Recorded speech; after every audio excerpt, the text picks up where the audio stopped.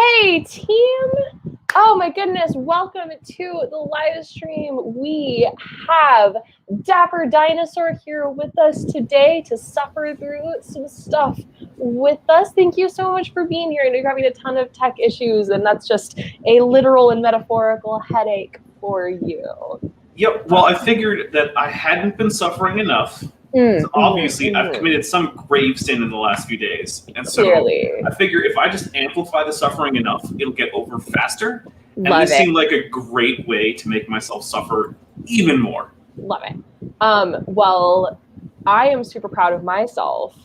I guess this isn't suffering. This is a terrible segue. But one thing I am proud of myself for, you will see that I'm in fact streaming from my office in the garage, because yesterday, with my husband and I, we ran. There's a convenient hole that is for cords in his office, which is where our router is. So we ran an Ethernet cable up into the attic, and then down through the ceiling. And so I am like hardline plugged into the internet. I shouldn't have my annoying issues that I always seem to have when I stream. And yeah, also hi Rebecca and Secular Rarity, thank you guys so much for coming. Two, I am in my garage, and it is so the next garage office improvement plan is to get Maddie a small AC unit, basically the equivalent of a window unit, except I don't have any windows, right? So if anyone watching is so inclined to help me not just sweat my butt off, the link to my Buy Me a Coffee is in the description. If you are willing and able to financially support the stream, that is great. Okay, cool. That's as chilly as I can be. And I wanted to do one more thing before we got into Conservapedia that I haven't looked at in like a decade. And then I was telling Dapper before stream, I accidentally looked at their black hole article, and I was like, this is just unnecessarily bad. Wait, they have a black hole article? There's an article about black holes. There's no reason. Why? Why? And why is it not a direct copy from Wikipedia? Like, what could you possibly politicize about a black hole, right? Like, I can't even. No, I don't even. I don't even have a reaction to that. I'm just dumbfounded. I don't know. Why? Why does this exist? I don't know. Look, man, I'm tired of all your left-wing takes on cosmology and astrophysics, man. Like, what is even happening? Yeah. But before we do that, I did want to share with people. So what you're looking at here, this is a really great weather forecasting tool. This is from this Storm Prediction Center, the SPC out of NOAA. And this is their one-day convective outlook. So convective storms, those are strong thunderstorms and potentially tornadoes. That's obviously something we out here in the flatlands are always very concerned about. And so I wanted to share this because if anybody watching is from like northwestern Kansas or southwestern Nebraska, even northeastern Colorado, where you see that red circle is, right? That guy. So you all in the next 24 hours are at a moderate risk for severe weather. So think thunderstorms, and also maybe possibly this is the type of storm that's capable of producing a tornado, right? So if you're in the white, there's like no risk. The very light green, effectively no risk, right? But the closer to red we get, and there is one more color on this scale, it does go to like magenta, and magenta is really bad. But this is a tool that I think I didn't know existed before I started looking at, before I started doing weather professionally or was in grad school. But this is really useful because I think, out here where I live in the plains, right, out here in Oklahoma, so I'm around here.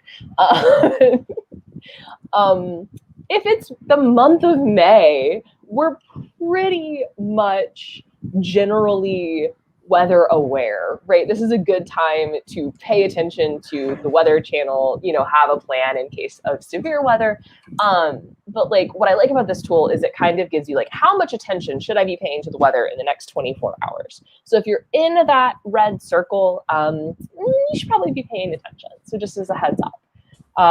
By the way, June marks the start of Atlantic hurricane season. So I was going to start, and my live streams will start by checking out the tropical cyclone activity out in the Atlantic Ocean. I'm kind of, because, I've got to talk about the weather sometimes. Okay, that seems reasonable. Yeah, I figured. Okay, so with all of that, let's jump over to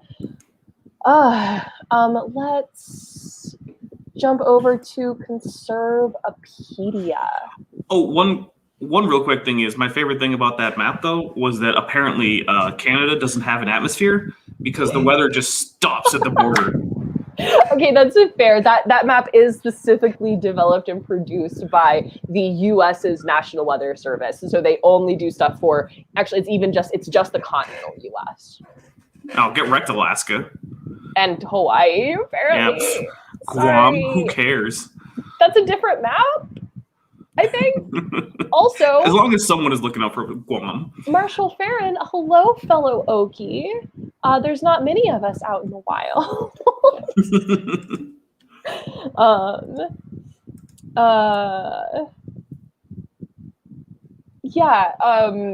That was one of the funniest things for me living in when I lived on the East Coast, right? I would get unreasonably excited anytime.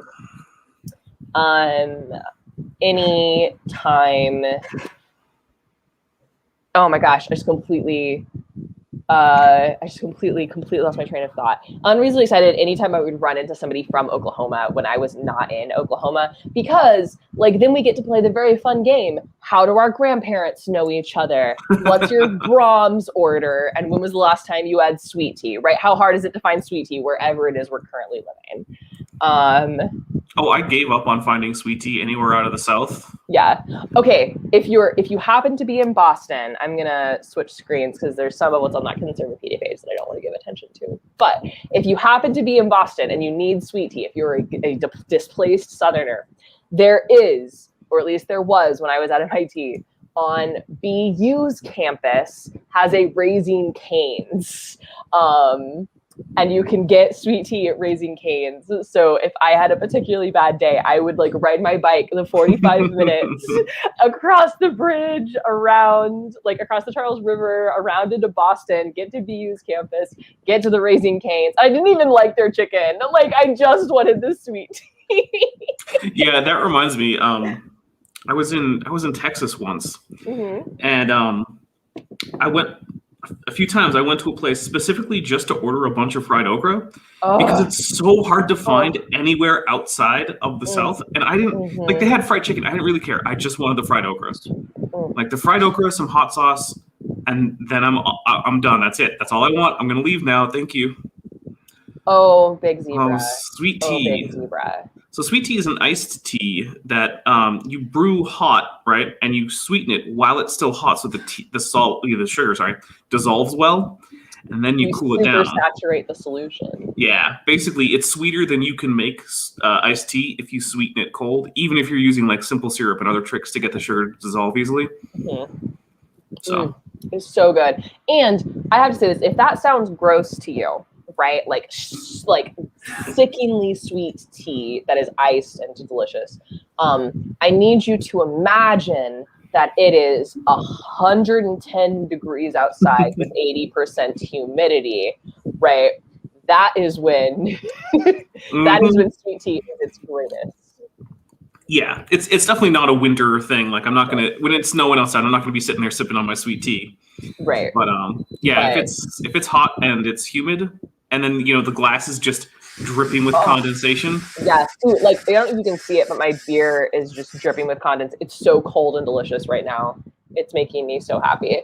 And Robert, yes, it is a diabetic nightmare, but it's also delicious. Oh, I would get one when I was in high school. I played soccer. I played basketball and soccer, but soccer was when it was like springtime, right? And like big old sweet tea from Quick Trip, because Quick Trip is a gas station that exists mostly in Oklahoma, a chain of gas stations. We got plenty in Arizona. Is, I argue, the greatest sweet tea of all time, and you could get like a 32-ounce thing for 75 cents. And my little high schooler, my high school self was just loved it because there was a Quick Trip hop, skip, and a jump from my school. So I get out of soccer practice, right? Take off my cleats, sweating, get my giant sweet tea. So good. It's so good. Anyway, that's. But so Dapper, to your fried okra thing, when I was in college in Boston, and when I would come home to visit, I would always go see my grandmother in Coffeyville, Kansas. She's since passed away, but I would go. So Coffeyville, Kansas is as small town as it sounds, right? And there was this like crappy diner that was amazing, right? And I would go and I would get my sweet tea and fried okra and fried catfish, and that was what I wanted. Like the minute I got off the plane was that. Oh man, food. That's basically all I ate when I was in Alabama.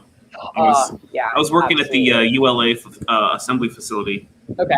And my friend, her family's, well, her mother's side is from Alabama. Mm-hmm. And I told her where in Alabama I was going, and she was like, "Oh, you have to try our favorite restaurant there."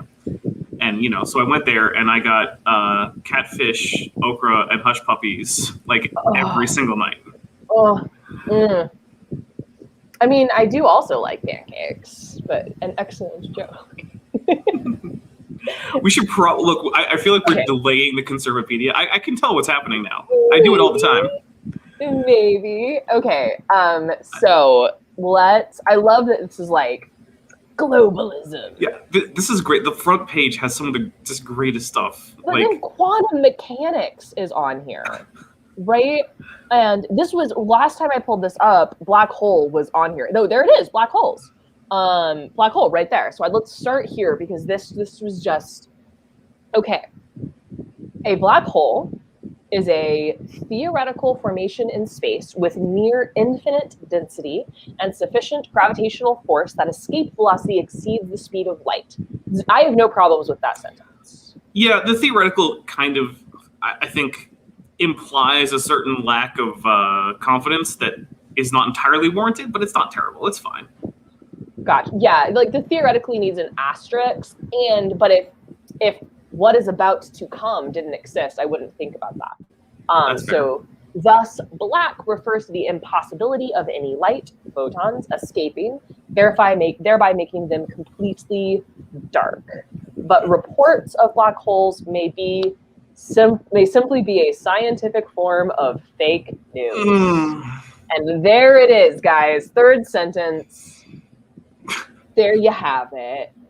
I mean, what does that mean? What is a scientific form of fake news? Like, basically, scientists. So, what I think they're trying to get across is that they are saying that maybe scientists are hyping up otherwise, non-interesting findings and pretending that they have much more evidence for black holes than they actually do. Yeah. Are you ready for the next sentence? No.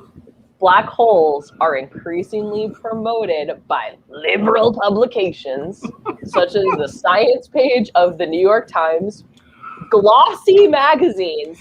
Conservatives read matte magazines. Damn it. Exactly. Only matte. They're in black and white. And if you're a centrist, no color or joy. If you're a centrist, you can get like a satin sepia tone magazine, and that's okay. But if you're a conservative, it's got to be matte finish with only black. In fact, basically, read newspapers, guys. Right, but definitely not the New York Times. Right, not the New York Times. Glossy magazines and movies, including Event Horizon, The Black Hole, and Interstellar. Those are movies that exist. Why would you pick the 2006 Black Hole movie when you could pick the 80s Disney movie, The Black Hole, which is... I mean, come on, guys. I haven't seen the 80s Disney movie, The Black Hole, but now I want to. It's like, first of all, it's like Disney's darkest movie ever before they started buying up like everyone else, but it's like actually Disney branded. Because you know how like the Marvel movies and whatnot, they're owned by Disney, but it's not like they're slapping, Cinderella's castle all over it. Right. This is a movie that starts with the full Disney branding, and then it's got like betrayals and murders and like people getting sucked into space anomalies and stuff. And it's just like, but it also has a comic relief android, so it's a bit of a mixed bag. Yeah, that sounds like an adventure. By the way, one of the things I deeply like miss doing that we did this all the time in like when I was in college, was we would have like movie nights where we would pick like a sci-fi movie or like a disaster movie or something, right? And we would watch that as a bunch of like science kids, right?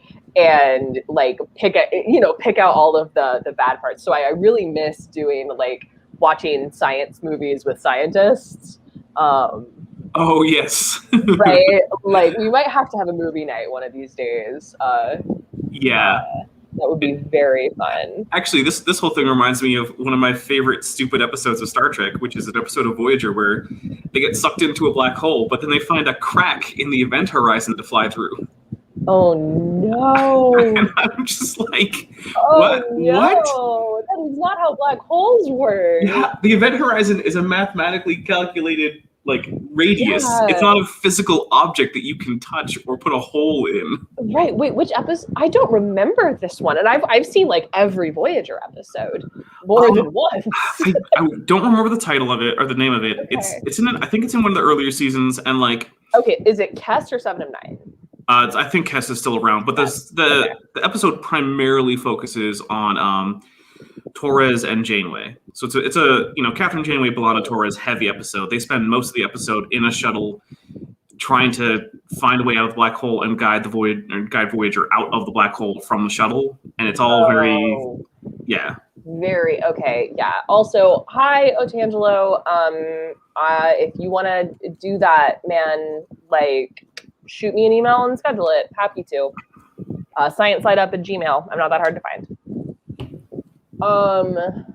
Okay. Okay. So you're talking about black holes. Yes. The black holes fail the falsifiability requirement of science. Because it is impossible to prove that they do not exist anywhere in the universe. I feel like that's not like, because this is something that comes up a lot with like science denialism and stuff. Is this idea of like what science is, right? That science is this like really rigid thing. And like, yes, a claim is worthless if it can't be falsified, right? But let's think about like how black holes were discovered, right? Black holes were discovered by pointing a telescope at space and there being a spot where there was nothing, where there was no light, right? So we started by observing a thing and then like, oh, I'm super sorry, Zebra. Is my, does it sound like that all the time? I can kind of like hold, because I'm just on my headphones. I can try to gesture less. Let me know if this is helping, if you please. I do gesture quite a bit. Anyway, so yeah, like black holes were like discovered by, we found them and didn't know what they were, and now we know more about them, right? So I don't know where you want that to be like falsifiable. Like we didn't. Well, it's I could actually think of some ways to falsify black holes, right? Mm-hmm. So, for instance, if you were to find, so you hypothesize black holes exist. The first thing you do is you say, okay, well, do we see anything that looks like a black hole? If the answer is no, then it just stays in the realm of things that could be, but there's no evidence for, so we ignore it, basically. Right. But if you do find something that looks like it might be a black hole, then you can start investigating. You can say things like, okay, we see matter orbiting an invisible spot in space, and they're doing it very rapidly. That's what we would expect for a black hole if one exists. Exactly. So then you can do things like, okay, well, check, various different spectra and the electromagnetic radiation, spectrums. Like check it for radio waves, X-rays, check it for, infrared visible light, and check as long as possible. And if you're not seeing anything coming back, well, that's still good evidence it's a black hole. You can also do things like when we recently thought we found a black hole, and when we imaged it, and actually now there's a new, even more detailed image of the same black hole, and it matched theoretical predictions of what a black hole with an accretion disk should look like, and it wouldn't have if it weren't a black hole. And if it did something completely otherwise, then that would be good reason to say, maybe black hole, this either isn't a black hole, which we think it should be, which might falsify the idea of black holes in the first place, or we got black holes badly wrong. And either way, we've falsified our current ideas about black holes because they didn't match up with theoretical expectations. Yeah, absolutely. Also, Zebra, I think what you might be, I have a fan on just off camera, and so that might have been, the air might have been hitting my mic. I tried to change the angle, so hopefully that helps. Because as I stated earlier, it is very hot in here. That's all right. But okay, so yeah, thank you for going through that, Dapper. Yeah. And I'm sure an actual astronomer could think up more ways. Yeah, absolutely. And I'm not an astronomer either. I just understand the basics of black holes. So this idea of this falsifiability thing, what they're trying to say is that it's impossible to prove a negative. Well, that's true, but something not exists, it being impossible to prove a negative isn't the same thing as something not meeting the falsifiability requirement of science, right? Right. This sentence is very messed up. And again, black holes are falsifiable. Right. I mean, by this version of falsifiability, anything that I say physics might predict can exist is now an unfalsifiable, unscientific claim. But we can't proceed in physics that way, right? Right. Okay. So black holes have this sentence is I think we're in for a journey with this next sentence. Black holes have an everyday meaning, as in the New York Times referring to Justice David Souter's chambers as a black hole from which nothing emerges, a criticism the Times never voiced again once Souter moved over to the pro-abortion side. So that was a journey. That sentence was a journey. This just seems like there's not a point being made here. They're just let's take a chance to take a stab at the New York Times. Yeah, let's just for take no a quick reason. Stab. It has nothing to do with black holes, really. It does not. It does not. I also love this next one. Black holes have never been directly observed, and there is no direct evidence for their existence. Wrong. In early 2019, astronomers released a photoshopped image of a supermassive black hole. So this is basically the same claim as when flat earthers say that an image of the globe that has been combined from multiple satellite passes is a fake Photoshop. And it's okay, a photo composite and a faked Photoshopped image aren't the same thing, right? When I Photoshop someone's, let's specifically say Kent Hovind's face onto Harry Potter's body for a thumbnail for Kent with Bent, that's a fake Photoshop, right? That Kent Hovind was never there with the Harry Potter hair in that picture with Emma Watson and Bent Hovind, who I also put in there, and me in the background. That never happened, right? Right. But it was if you do the thing with your camera, right, where you take a panorama in 5 or 6 shots moving from left to right, all the stuff that ends up in that final image, that was there for real, even if some kind of probably, not manual, but image editing was used to stitch it together.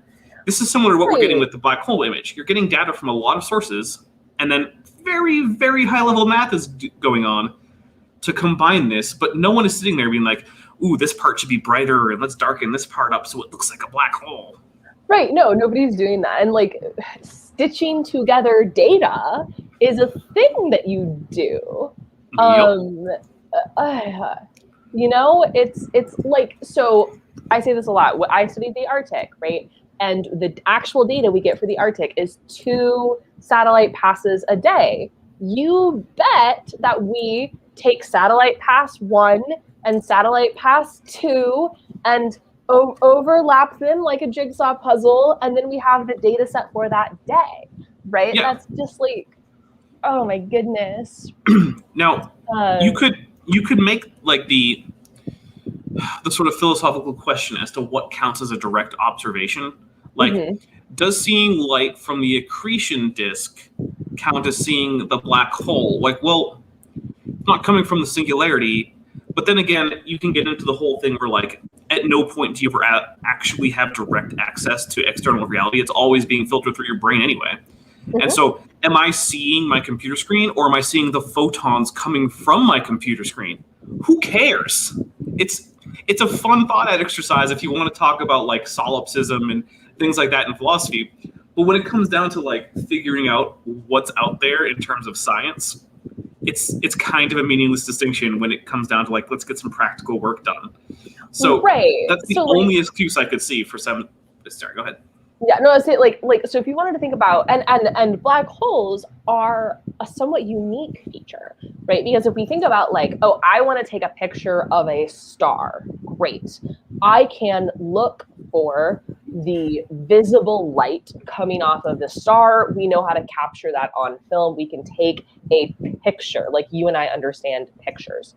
Right. If I want to look for a neutron star, right? We could or something that's giving, sorry, I'm trying to think of something that's giving off radiation other than photons, right? Like, you could design an instrument that would find those particles, right, instead. So you could, so like we have a gravity wave observatory. We have 2 now.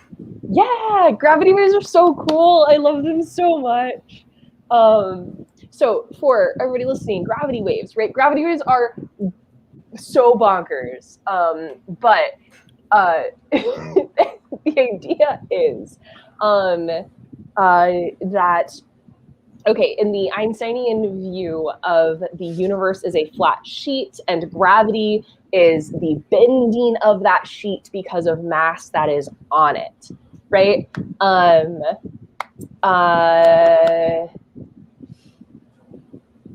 Then gravity waves happen when 2 really massive things run into each other and the sheet ripples, right? You get these ripples in the rubber sheet that then propagate outwards.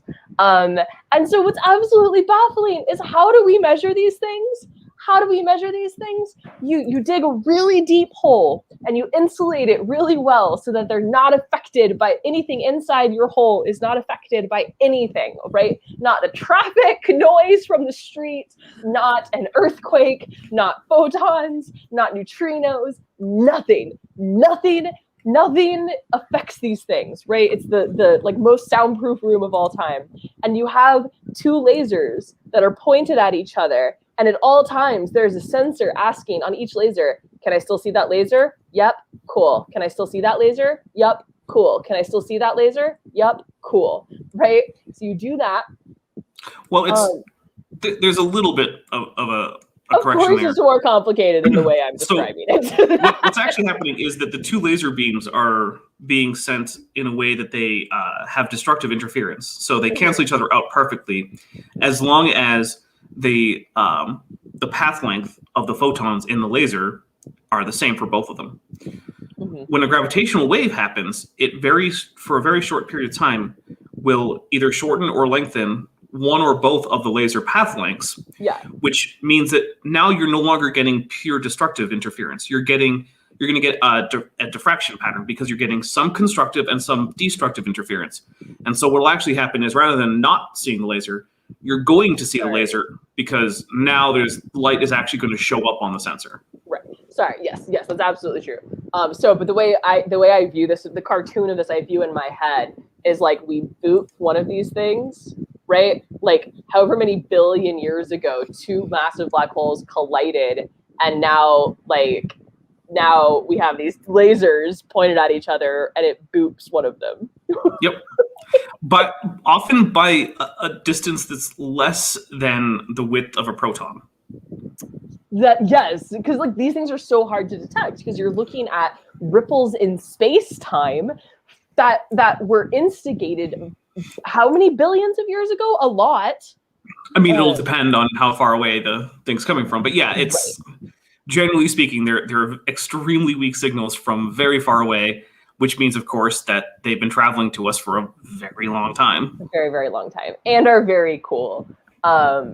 So gravity waves are one of the ways that we definitely observe black holes, right? Because, hey, it looks like over there 2 black holes collided. Let's point our weird laser boop machine at it and see if it boops. And it booped. And interestingly, if it never did, yeah, that would actually not necessarily completely falsify the idea of black holes, but it would be a big strike against it because it should. Absolutely.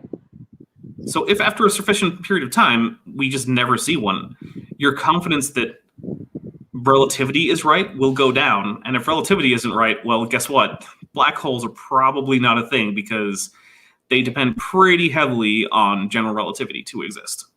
Yes, absolutely. Yeah, black holes don't make sense. Black holes do depend pretty heavily on general relativity. Okay. Evidence for the existence of black holes relies on the observations of radiation from accretion disks, that is just the stuff which is orbiting the black hole, accretion disks, motions of stars near the center of the galaxy, and gravitational lensing around places where there are no visible objects. Most of the evidence for the existence of black holes relies on circumstantial evidence. What does that mean? What is Look, this is the same claim as evidence that air exists is based on the waving of leaves in the air on trees. You can't tell me that means that air is a substance. It's like, well, we kind of can die when we breathe, and we need oxygen, though. Yeah, it's like, look, like, dudes. Circumstantial evidence is like, oh gosh, so I told you I gesture too much. I'm gonna hit my mic and stuff. Circumstantial evidence is like, hey, I might have been inside the gas station when it was robbed, but that does not mean that I robbed it, right? Like that you only have you have circumstantial evidence that I robbed the bank because I was present, right?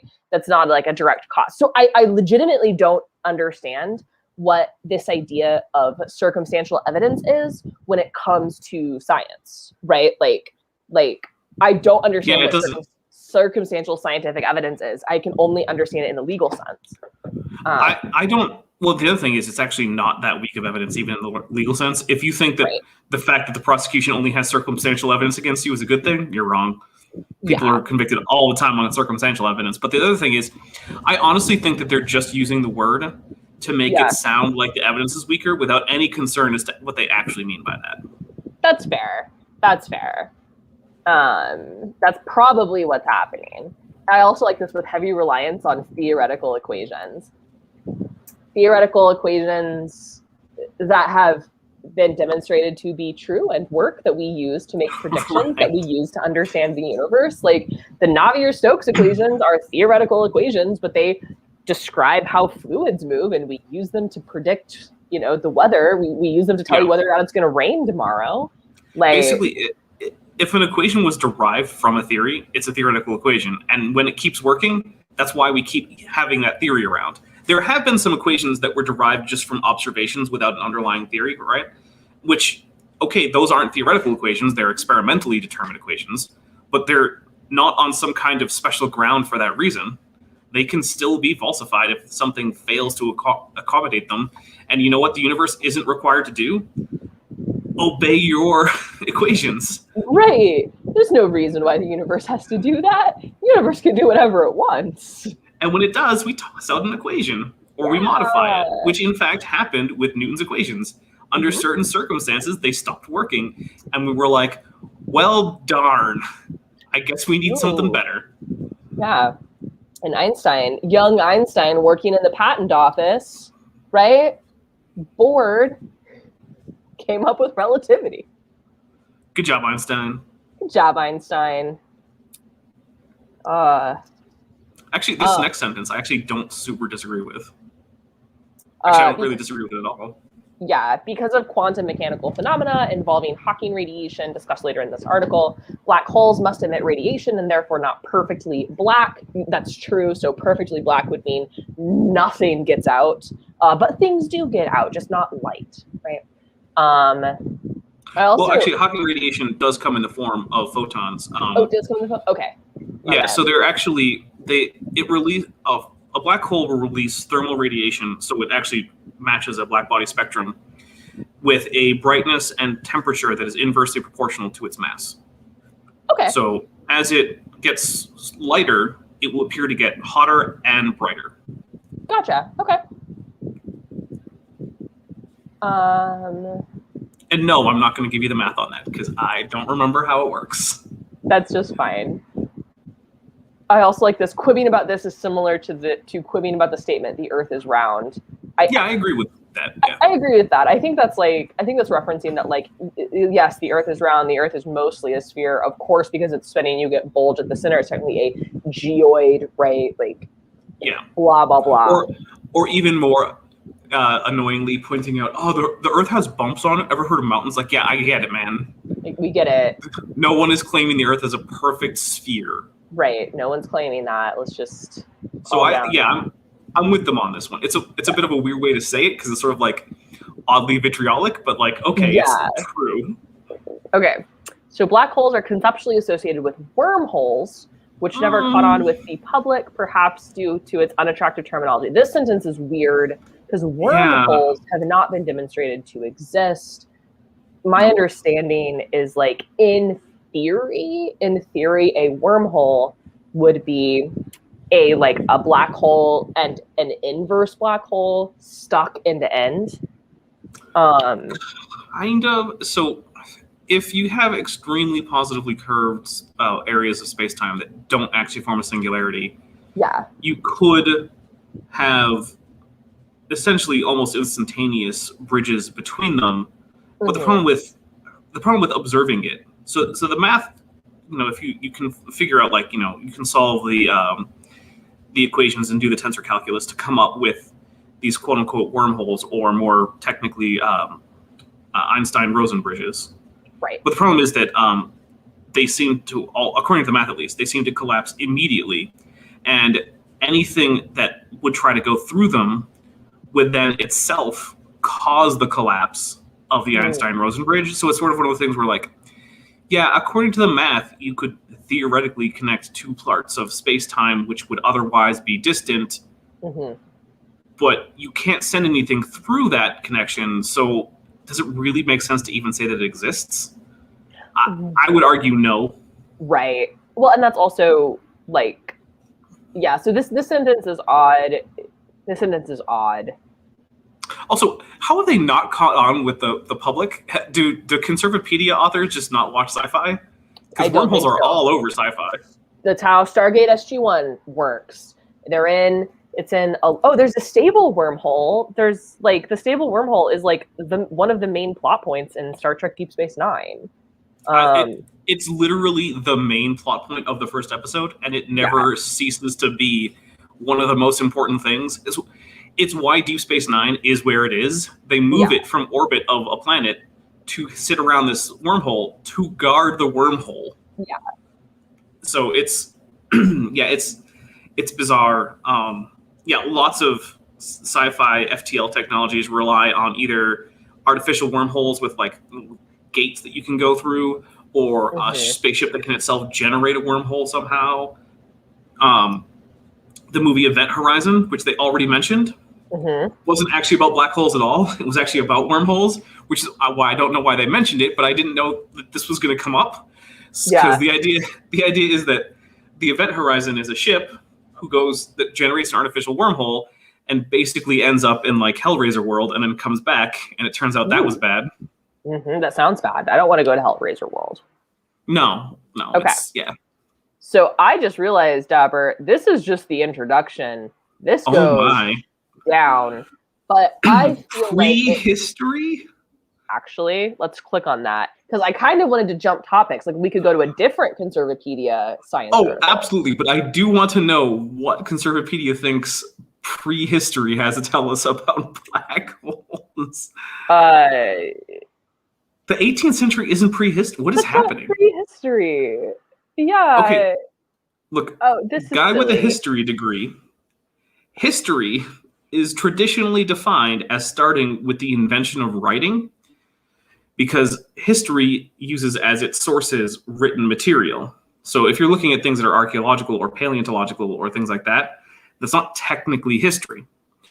And there is some debate as to whether or not we should call some relatively recent parts of human existence in parts of the world that only recently got writing, like the New World, in areas like Cahokia, which is a abandoned Native American city on the Mississippi. Like, was that prehistoric? Even though it happened in even though it was like a thriving city in like the 12th century. Technically, by the traditional definition of history, yes. Yeah. But that's one of the only areas where some people are like, maybe we should extend it a little bit because it seems insulting. And I'm just like, do whatever you want. But technically, it's prehistoric if there was no local writing. Yeah. If you saw my eyes get really wide there for a second, it's because I was looking at the top articles and I saw this one. Yeah. No, I saw that one too. No. We're just LGBT Wait, plus affirming. Why is there a bullet point that just has the letter pi? I don't know. Is it about the number? I want to know if it's the number. Yeah, it's the number. Well, that is okay. 3.14159 is it's a rational number, dude. It's fine. Okay. Well, they say approximately, right? I know they do say approximately. The pi is referenced in the Bible. What? Kind of. Where? So the Bible gives Does the Bible attempt to define pi? Sorry. The Bible does give some measurements for perimeters and diameters of some objects. And generally speaking, the perimeter is given as 3 times the diameter. Okay. I will say this. Virtually all serious students of the Bible say no. Okay. Yeah. This actually is pretty fair. They give a reasonable definition of what pi is. They give a little bit of etymology about why it uses that. Why they use the letter pi. It gives the approximate. I mean, okay. It's a little bit weird that you're focusing on Bible stuff, but okay. Right. Why is okay. So we did black holes. Dapper, is there a topic you would like to see Conservapedia cover? Well, let's go back to that front page. I want to see if anything strikes my fancy as not something that's just horrible, but something I actually want to Moon! Greatest conservative sports stars. Greatest conservative songs. Just what's at the top? I thought there were a few other things that I wanted to look at. Let's see. I mean, I do want to know why chess is there, but I don't. Not really.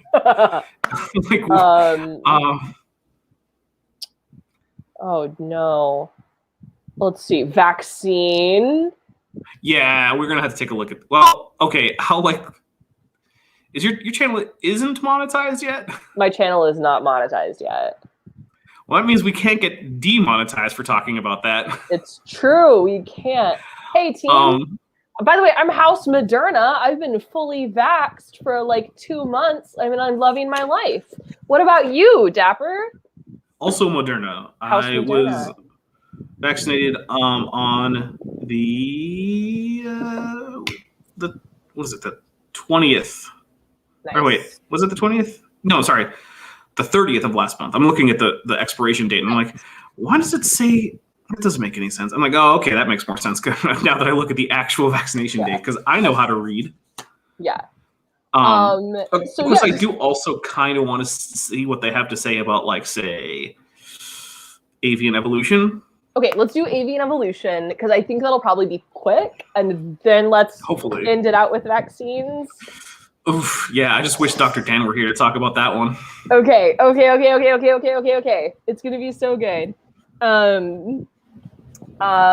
Just to be super clear, we here on Science Side Up are very pro-vaccine. Everyone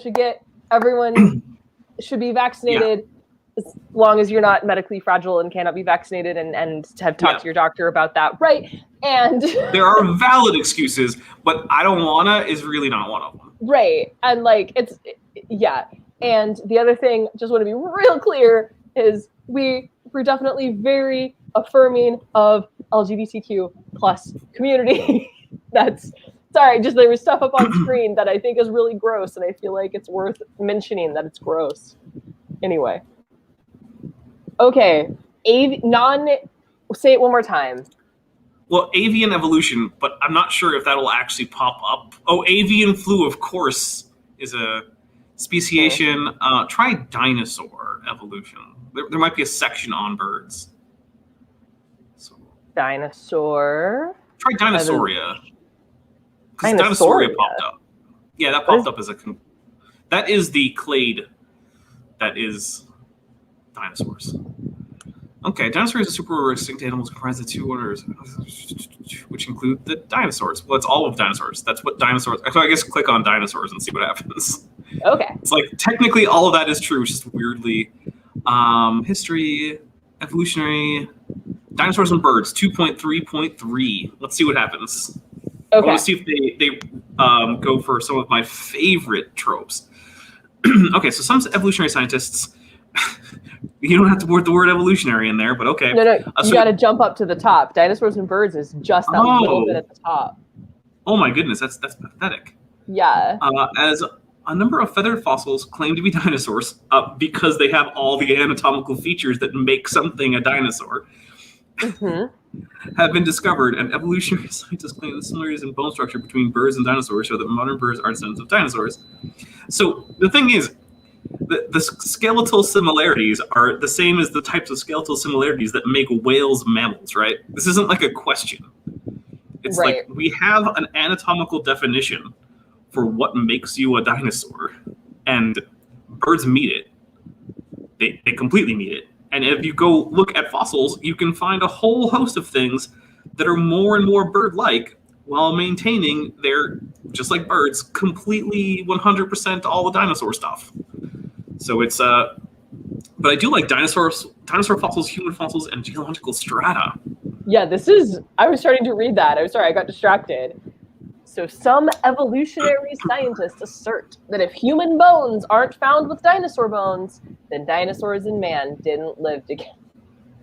I don't think that's fair. What I would say is, if you did find them together, that would defeat the idea that they didn't. But it's one of those things where, like, when you're like, oh, I think that humans lived with dinosaurs, and by this we mean like non-avian Mesozoic dinosaurs, right?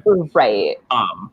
Then so that would be a reasonable a reasonable thing would be to say, well, we have human fossils going back a few million years, depending on your definition of human, and they become less and less like modern humans, and they sort of just blend into hominids as a whole.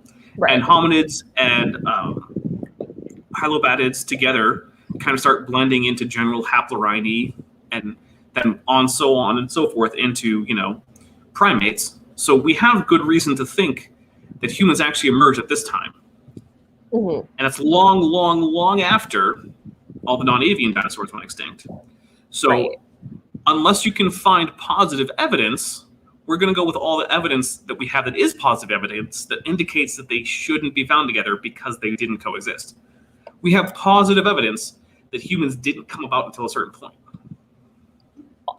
But counterpoint, the Flintstones, so... That's true. I don't have a good counter there. So I think at the point here, like, the weird straw man here is like, okay, if we had evidence, like, let's say we went to our fossil record, right, and we had evidence,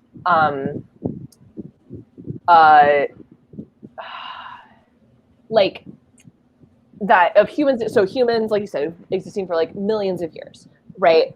And then we also have evidence of some kind of other cool animal that looks like we stop having the fossil record of it like it looks like it went extinct maybe 10,000 years before before our earliest human fossil, right? Mm-hmm. Like, you could maybe, I mean, 10,000 years might be really big. I kind of picked a big number there. But like my 10,000 years basically doesn't exist on a geological timescale. That's essentially 0. Right, that's essentially 0. So if you wanted to make an argument that like, hey, maybe possibly humans and this animal coexisted at some point, maybe, because like there's a geologically short time window where they don't overlap, right? Yeah. But well, so one of the things about paleontology is, unless the disappearance of an organism from the fossil record is associated with a dramatic event, right? Like we have the KPG boundary, where an asteroid slams into Earth, and boom, a huge section of biodiversity just does not occur above that boundary. Right. But if it's one of those things like our last known ichthyosaur is from the early Cretaceous, and we don't find any from the late Cretaceous. Mm-hmm. But is our most recent fossil of an ichthyosaur a fossil of the last ichthyosaur to ever live on Earth? No, probably not. Probably not, exactly. And similarly, is our earliest ichthyosaur fossil from the Triassic the earliest member of that lineage? Also, no, probably not. I mean, it's possible in both cases that, yes, you found the very first member of this lineage, and yes, you found the absolute last lonely ichthyosaur on Earth that just happened to be fossilized. Right. So, it's like, possible, but no, so, probably not. Yeah, the straw man that's being painted here is so silly, is the point I was trying to get to. So, like, this whole creation scientists point out that this is a false assumption. Like, but that's not an assumption that like scientists are making, right? Also, hi, Titan Uranus just showed up in the chat. Hello, Titan. Hello. And so the way this is phrased is as though like non-creation scientists are over here doing their bad science, and creation science showed up and pointed out why they are wrong, right? Like those dummies. Jesus told you that we were right and that you're wrong. Check it out, which is the best evidence that they have, by the way. Yeah. Oh, Rebecca's reading the radiometric dating article. I'm sure it's terrible. Oh, goodness. Oh, my goodness. Well, that's actually in here, yes. Radiometric dating, which they link to. Creation science shows that those methods of dating rocks provide false results and therefore reject this argument. No, it doesn't show any of that. It does not do that at all. That's a great way to make me very mad. That's also, creation science points out the fossil record contains mainly marine organisms. That's not controversial. Yeah, that's not. It's as though that's not mainstream science, right? So much of this is presented as like the narrative here is really, really interesting. And you know, if we went over to I'm trying to think of what's something that like it's very common to have different opinions on that we could look at Wikipedia for. That's maybe a science thing. I mean, anything that's an open question in science, like how does quantum gravity work, is an open question in science. I mean, let's try this. Quantum gravity. Also, guys, if I'm misspelling stuff, don't worry about it. Like, it's close enough.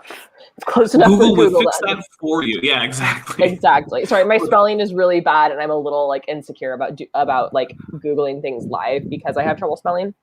Anywho, so what I want to point out here is like, let's see just how Wikipedia, right, which is the evil left-wing commie website, apparently. Right. And it's like, look at this. Okay. The field of quantum gravity is actively developing, and theorists are exploring a variety of approaches to the problem of quantum gravity, most popular being M theory and loop quantum gravity. So here's something I want to point out here. They're pointing out two conflicting theories. Oh, you cut out for me for a bit. I don't know if that happened on the stream. Oh, super sorry. I hope I didn't cut out. That's why I went through the trouble of crawling through my attic, like crawling through the insulation in my attic to put an Ethernet cable down. So I was reading this sentence here. The field of quantum gravity is actively developing, and theorists are exploring a variety of approaches to the problem of quantum gravity, the most popular being M theory and loop quantum gravity. All of these approaches aim to describe the quantum behavior of the gravitational field. This does not necessarily include unifying all fundamental interactions into a single mathematical framework.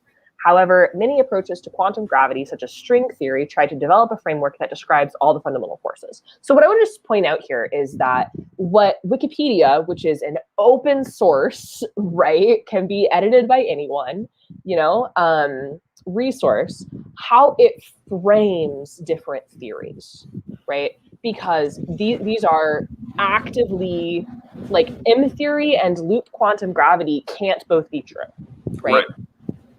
And these are also different from string theory, which is maybe something that like people are more familiar with. So, but my point is here, they're just saying that like these are different theories, right? And it's not taking an opinion on whether one is right or one is wrong, right? This is very much like we don't know. We don't know. And so it's just stating things. And so that's so different than how something that is not actually an open question in science, right? This is, and I like to point out how communication strategies, like manipulative communication strategies, are used in this type, because this is propaganda, right? This isn't objective. This isn't a good resource when we're looking at Conservapedia, because there's very much a framing story of there are two types of scientists, evolutionists and creationists, and this is how evolutionists are wrong, right? Because, like, if we look at some of this language, some evolutionary scientists assert, right?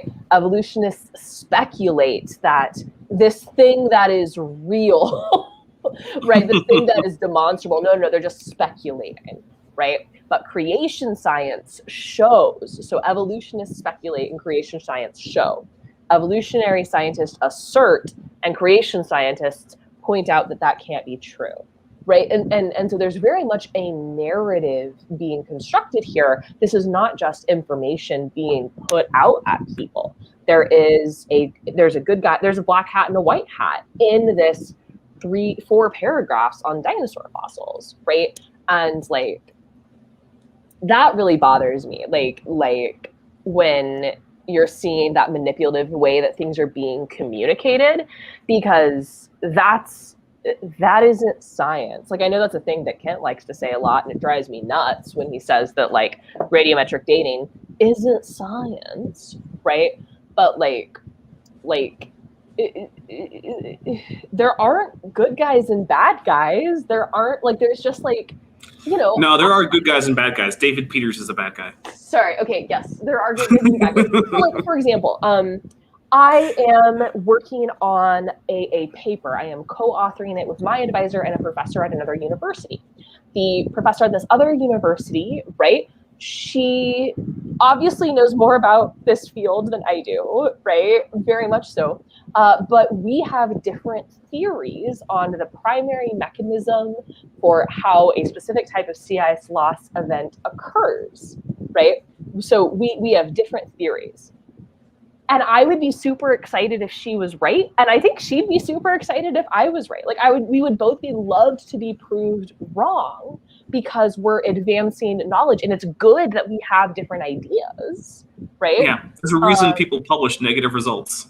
Exactly. And like there's a reason that like we have different ideas and are co-authoring a separate paper together, right? Yep.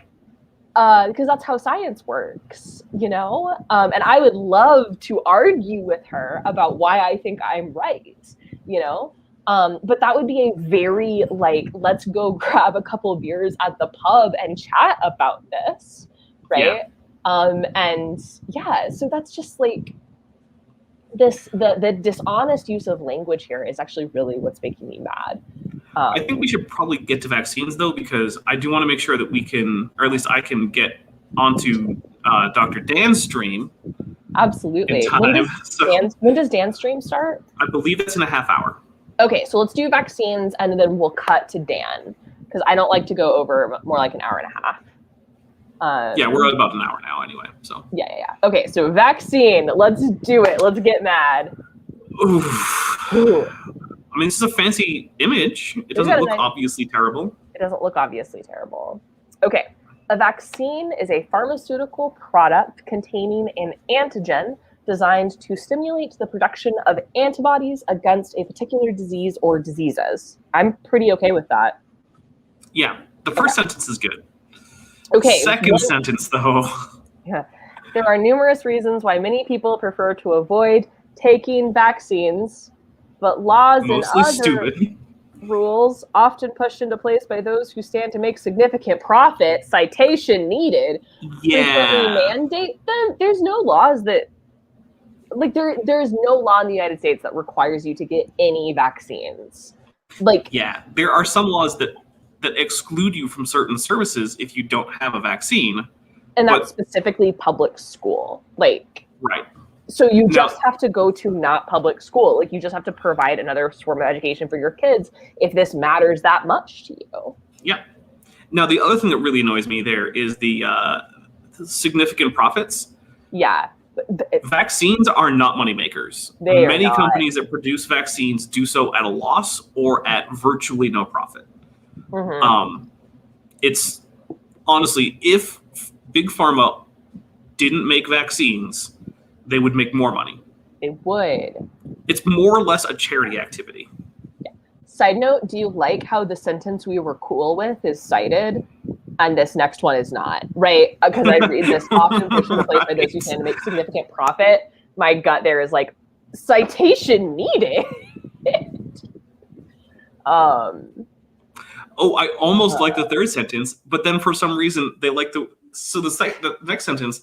The Pfizer and Moderna COVID vaccines are using an mRNA to trick the recipient cells into generating SARS-CoV-2 spike protein. I don't super like how it's worded. Like, trick is a weird way to say it.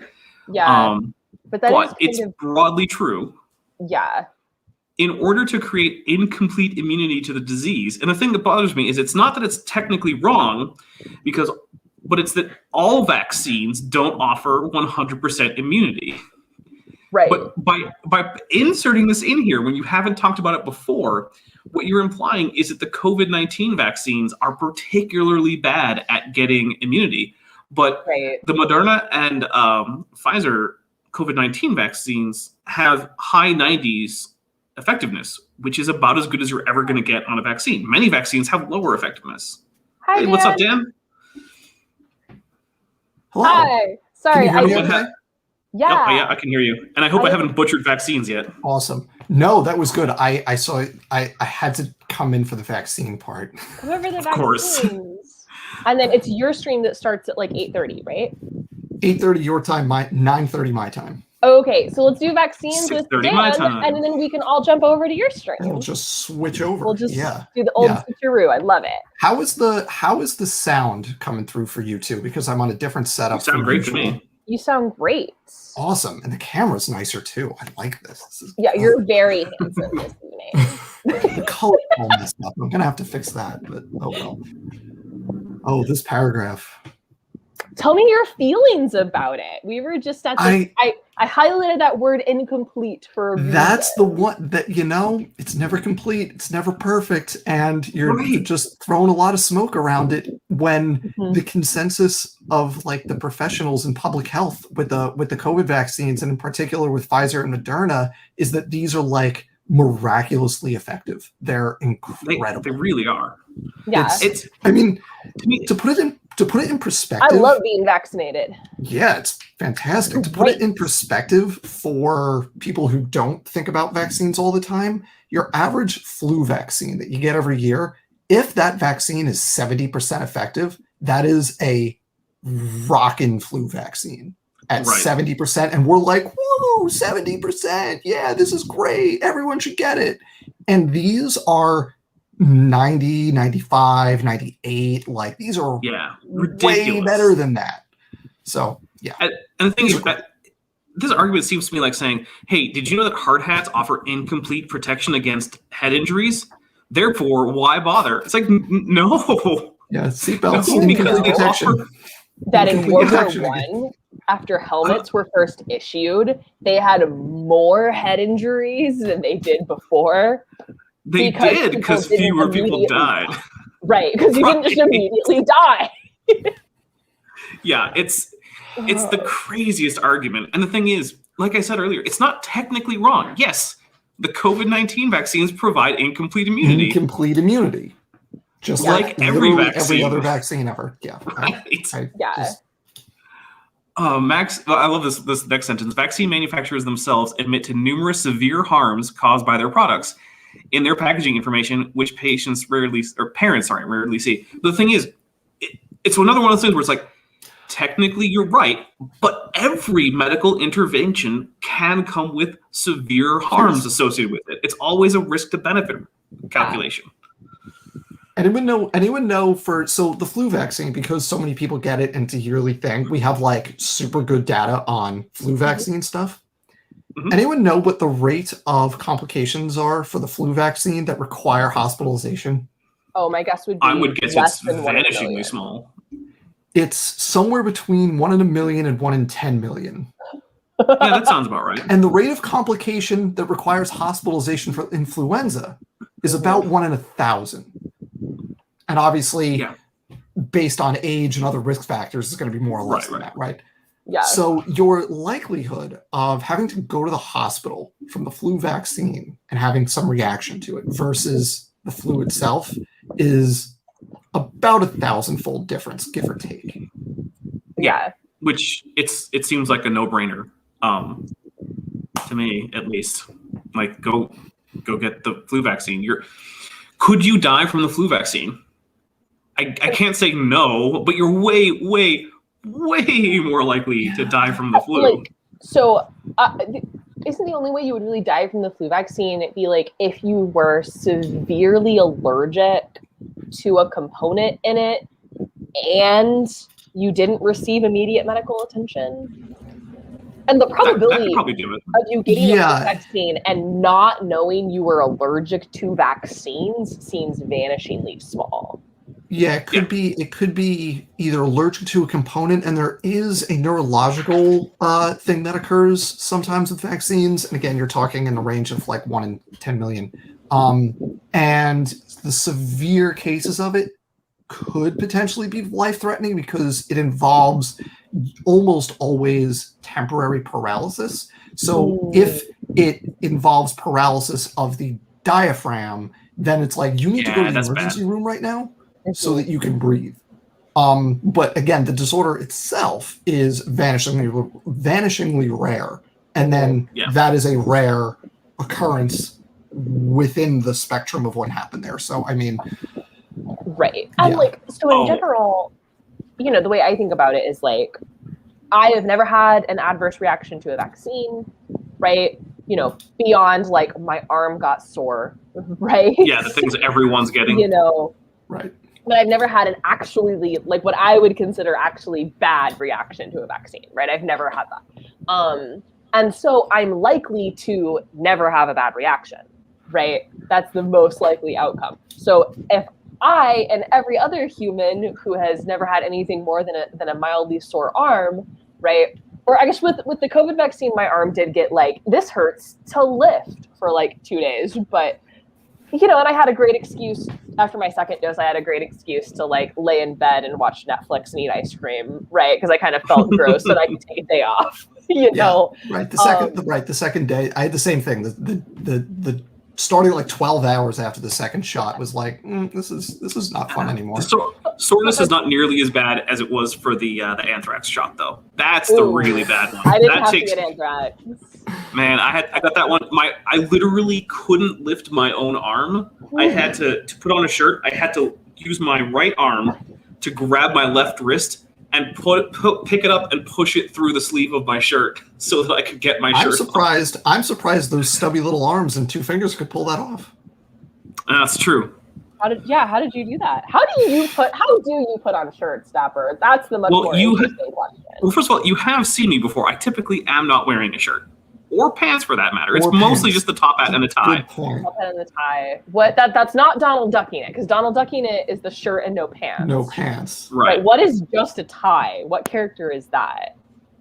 I don't think there is well, one maybe an besides me anime- that I can think of. Is there like Secular maybe an Rarity Animaniacs? says you can get vaccinated against anthrax. You can indeed. Most people don't because the risk of getting infected by anthrax is itself vanishingly rare.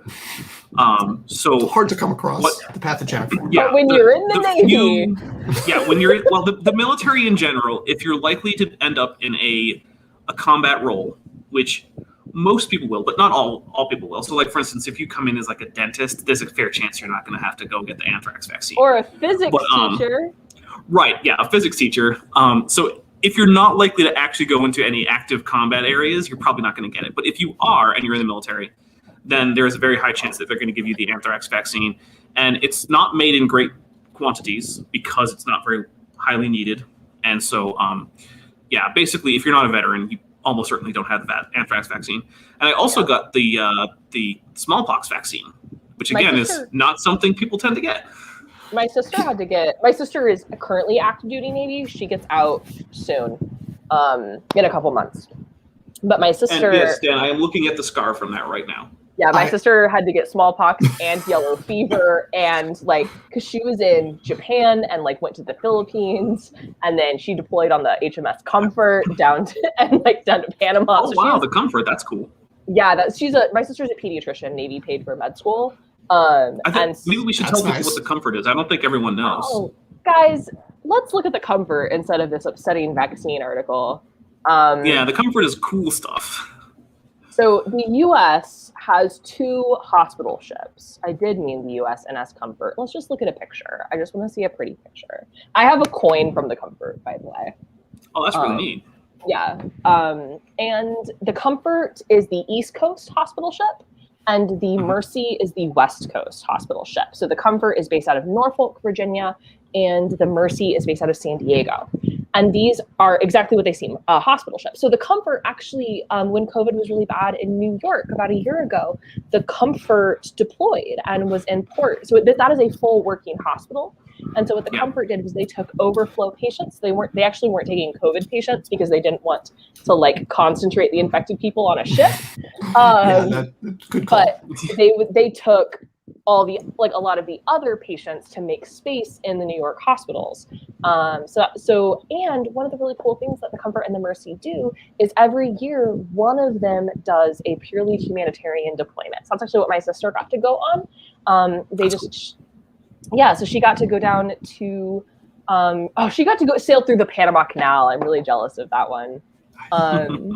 And just do it was like I said, so she just got to go be a doctor and see kiddos in the places where they may have not otherwise gotten to see a physician. And so they do the Comfort. They'll also deploy to natural disasters to provide medical care. The Comfort went to Puerto Rico during the hurricanes, didn't it? Or did it not? I actually don't think they did. That was story time. That was really stressful. So selfishly, that was very stressful for me because at the time my sister was a pediatrician stationed in Norfolk. There was a very good chance that she was going to get deployed to Puerto Rico to deal with the aftermath of Hurricane Maria. And that was also when my wedding was. So there was not a great combo. So there was a 50-50 shot she was going to miss my wedding to go deploy. So I missed my brother's wedding because of a deployment. It sucks. Yeah, that would have sucked. He's like, hey, you want to be a groomsman? I'm like, no, I'm going to be in the middle of the Pacific Ocean, but have fun. Well, and that was we had that note 2 weeks before my wedding. She's my maid of honor, right? Yeah. And so that was obviously the Hurricane Maria hitting Puerto Rico was there's no comparison between. My sister might have had to have missed my wedding, right? But for me personally, that was rough. It's a big part of your life, and it is. Now, and she ended up not being deployed, so that was good. But so that was good for me. Anywho, that's the comfort. We got 15 more minutes. I'm gonna jet in about 5, just so I can make sure. Yeah, I think I might too. So I want to get on there and make sure everything's working there. So, but I think for the last 5 or so minutes, that common misconceptions might be fun because whatever they think are misconceptions has got to be awesome. Oh, let's do that. Common misconceptions surrounding vaccines. Many people assume that official vaccine recommendations are based on recommendations of independent panels of experts after reviewing risk-based benefit and cost-benefit analysis. They are not. The government panels are dominated by vaccine industry representatives, and they have no consumer representatives. It says itself. Citation needed. Can we appreciate that for a second? Both paragraphs here. Citation needed. When Conservapedia says that you need a citation, it's pretty bad in my humble opinion. Yeah. So that's a weird claim. I also like this consumer representative, like as though because it's framing the vaccines as a product as opposed to a medical intervention, right? It's very American-centric. That's Plus, very American. All those government people who are on these panels are also going to be vaccine recipients, by the way. That's one of the things about a lot of these. It's the same thing like the chemtrail conspiracy theory or whatever. It's like you realize the people that you're accusing of this also have to deal with the same effects that you do. So why do you think that the people who are giving So chemtrails is like people, hey, lizards have to breathe, man. That's a thing. If you not you those can lizards, we don't know that. Oh, that could be true, but it's one of those things where it's like, okay, the U.S. government and I don't know the Rothschilds or whatever, like they have to breathe the same air that you do, or that when you look at say the children of doctors and pharmaceutical executives and things like that, they're overwhelmingly vaccinated, so. Right. Well, and this like government panel, that's like, I don't know what they mean by government panel because like the vaccine schedule is set by the like American Academy of Pediatricians. Like that's who sets that for the U.S. Yeah, which that's not a government body, is it? That's not a government body. That's pediatricians. That's a group of pediatricians. Who, by the way, organization. Who don't tend to get paid based on vaccine delivery, right? They don't get paid based on vaccine delivery. Yeah. They do not. They should get paid more based on vaccine delivery. That would just strengthen the conspiracy theories, which I don't know if is it worth it? But also public health. You pay people to do the good thing. You just pay people I guess. every step in the process to do the good maybe thing. We should pay the parents. Yes, there should be a child tax credit associated with that 100%. There should be a vaccine tax credit. That is 100%. I mean, it's basic, and that is basic. Like conservatives should be on board with that kind of thing because that is like classical economics that subsidize positive externalities. Yep, like it is that is just straight out of like. Yeah, I don't want to go all the way back to Adam Smith, but it's. But it is like, though. So when you look at like classical conservative economic policies and things like political philosophy about when government interventions are reasonable and when they're not, and we're talking like the paleo-conservative kind of thing, right? Like Alex Jones isn't quite in this camp. He's not really educated enough to have read these kinds of works. But one of the big things that the government is supposed to be able to deal with in a way that the market has trouble with is externalities. And externalities are when you or I conduct some kind of economic activity and other people who aren't directly part of the transaction either benefit or harm. So for instance, a classic example of a positive externality is people who plant a garden in their front yard, right? It's nice, people get to look at it, maybe the flowers smell nice, it makes your walks more pleasant, but you don't pay that person anything for it. There's no way for you to encourage it. And conversely, if there's a negative externality, like maybe someone is dumping their sewage into the street, well, you're not doing it, but you're having to suffer through some of the consequences, but they're not paying you for this privilege of dumping their raw sewage. So the government is one of the entities that even paleo-conservatives, like traditional conservatives, the kind that I seem hard to find nowadays, but they did exist at some point, would say, yeah, these are the kinds of areas where the government can step in and subsidize positive externalities and penalize negative externalities. So that's why you do things like you tax people for their polluting emissions, or you fine them for their polluting emissions, right? And when it comes I'm gonna peace out. I will talk to both of you very soon, I hope. Yeah, actually, I'm gonna head out after I finish this thought too. Yeah. And with it's like F.A. Hayek.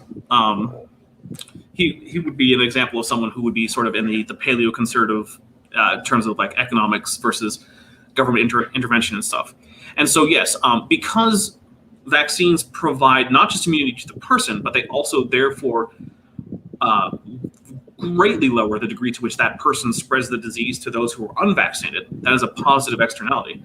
So even per traditional conservative logic on government spending and programs and whatnot, that is the kind of thing that the government should subsidize. Now, if you're going to go with like a sort of a strictly libertarian stance, there are arguments against it, but very few conservatives are strictly libertarians. It's why they're not libertarians, they're conservatives. Also, libertarians tend to be very socially liberal. They tend to be like, oh yeah, gay marriage, I don't care. Many of them are pro-choice, things like that.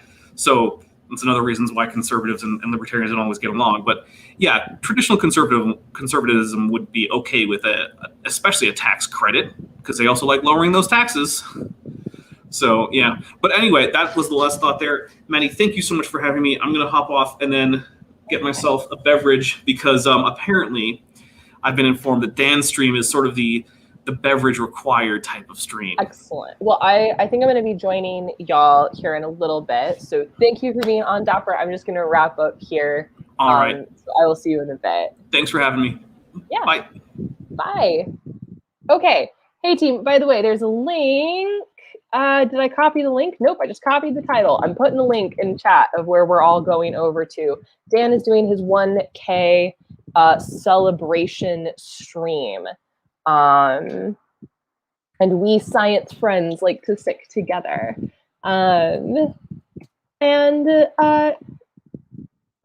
I'm super glad you had fun. That's what Wednesday live pseudoscience debunks should be, right? I don't like to get mad at this stuff. I think you guys might like it when I get mad, but I generally don't like being angry.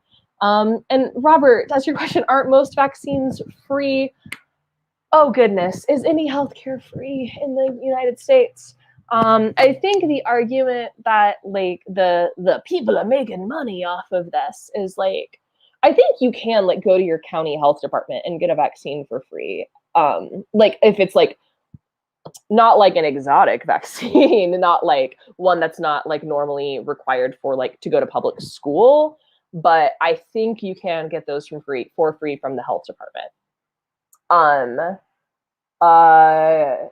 But I think the argument is like, well, someone is paying for the vaccine, right? Whether it's you directly or like the county, right? Someone's paying for it, so therefore somebody's making money, etc. So forth. That and I'm sure every state has different rules. I actually, all of my vaccines I've received as a child, so I didn't pay attention to who was paying bills, right? In the military, they very much make sure you're up to date on your vaccines. Or now, like I get my flu vaccine through the university. The university doesn't charge students to get the flu vaccine, and COVID is free. So I personally have never had to pay for a vaccine. Yeah, so I think some people have to pay for flu, but those are usually like not very expensive, like 10 or 15 bucks if you're going. I don't know, because I am lucky enough to always be in like positions where other people will pay for them. So anywho, thank you guys so much for hanging out. If there is another if there's a topic you guys would like to see me jump into on a live stream, shoot me a comment. You're welcome to tweet at me. If you put it, I do look at all of the comments on all of my videos because I'm still small enough that I can reasonably do that. And if you put it in a comment, in my comment section, that helps me with like algorithm stuff. So that would be cool. And I'm happy to go over anything y'all want me to go over. But But yeah, okay, I am gonna let you guys go. You are lovely people. I still need to get out like a scripted video this week. It's gonna happen. It's gonna happen, and then I'll get another one out on Sunday. So there's the end of the climate dynamics series is coming this week, and then I'm gonna start my scripted videos are gonna switch to basically like weather 101. So some basic science stuff on weather, which I think will be good. So you guys are wonderful. Please go check out Dan's 1K celebration stream, and hopefully I'll see you guys over there. Okay, so have a great night, and I'll see you guys later. Bye.